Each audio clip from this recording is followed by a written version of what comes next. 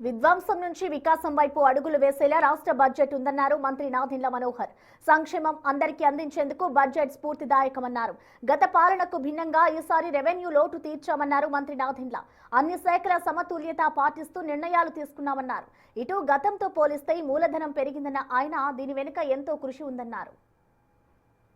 దాదాపు 3,32,205 కోట్ల రూపాయలతోటి అంచనాలతోటి సిద్ధం చేసిన ఈ బడ్జెట్ మనందరం కూడా మనస్ఫూర్తిగా హర్షించాలి, అభినందించాలి. ఎందుకంటే గతంలో జరిగిన పరిపాలన ఆ విధ్వంసానికి భిన్నంగా రాష్ట్రంలో ఆ రెవెన్యూ లోటుని పూడ్చడానికి కోసం ప్రజల్లో కూడా మేము చేస్తున్న ఈ కార్యక్రమాలను అందించడానికి కోసం మేము చేస్తున్న తపనని గుర్తించే విధంగా అన్ని శాఖలకు ఇచ్చిన కేటాయింపుల్లో సమతుల్యత పాటించుతూ ప్రత్యేకంగా కొన్ని సెక్టార్స్ పైన ఫోకస్ చేసుకుంటూ తీసుకున్న ఈ నిర్ణయాల్ని మనస్ఫూర్తిగా ఈ సందర్భంగా ఆహ్వానిస్తున్నాం.